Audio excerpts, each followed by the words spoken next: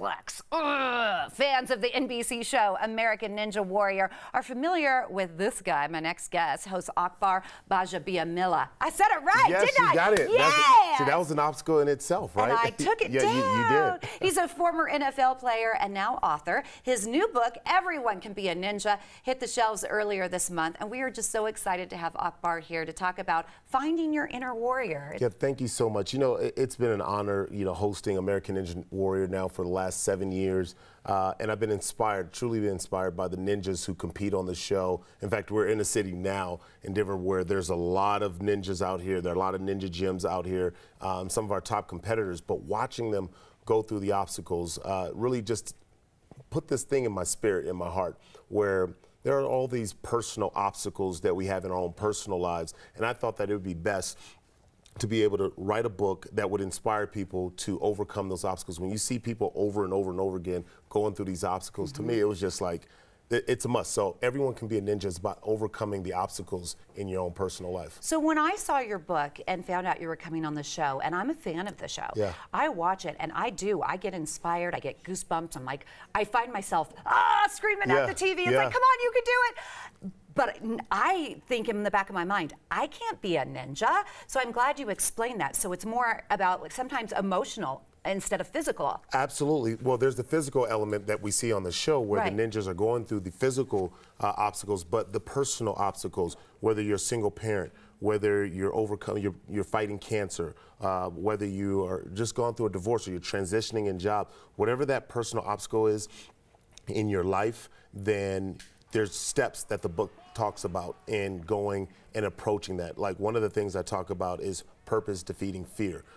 Sometimes there are opportunities that pop up in front of us and we get afraid of those opportunities. Maybe it's too big and we just think we can't do it. We have insecurity. Insecurity is a major obstacle in a lot of people's lives. I know for me, I shared in the book about how it was a big obstacle for me to overcome.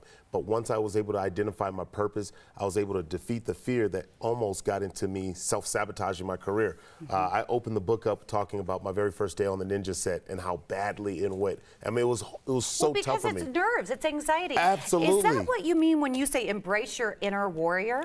Yeah, embrace your inner warrior, the ability to fight, to be able to, push past that, because oftentimes I see that on the other side of fear is something magical, something great. But a lot of people don't experience that magic because they stop right at the point where they notice fear, where they feel fear.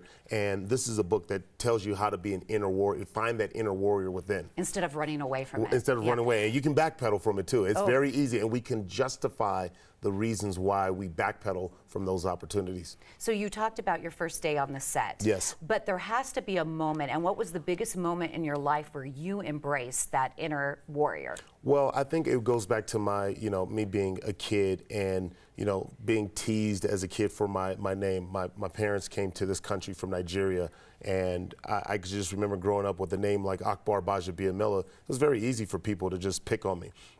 And it was at that point I remember, it's another chapter in the book, Make Them Say Your Name, where I wanted my name so badly to just be a normal name, like a Dexter or John or something super, American, so to speak. And I went home and I asked my dad that, and he goes, make them say your name.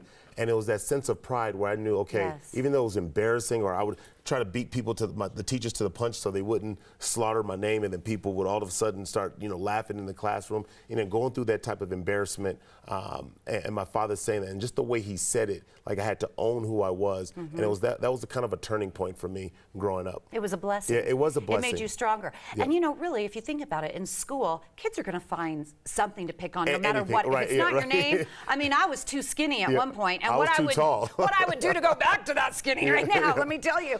So you would say to the person, what would you say if somebody is watching right now and they haven't found their inner purpose, or what would you tell them? Well, I would say that put away the noise. There's a lot of noise around us that surrounds us, whether it's social media, TV, it's the news feed that's coming in, or whatever it is. Being able to spend time with yourself and understanding what it is that you truly value. And there's a way that I have, like, there's a check system that you can do.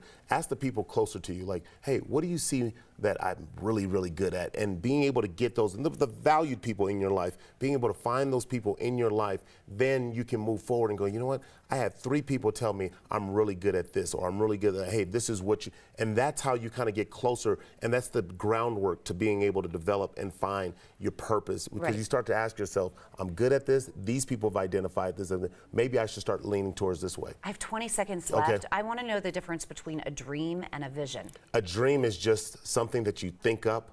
A vision is creativity. A vision is putting a plan in place. And a lot of times people have big dreams, but they don't put the plan in place. The plan in place is the vision. Got it. And he's here in town. Yes. You get to meet him too. Unleash your inner warrior and achieve your dreams.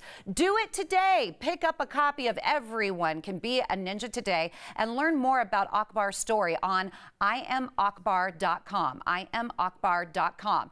Now, Akbar will be at Ninja Nation Centennial today from 3:30 to 8 p.m. If you want to meet him in person, go do it. The address is 8644 South Peoria in Inglewood. Again, 8644 South Peoria.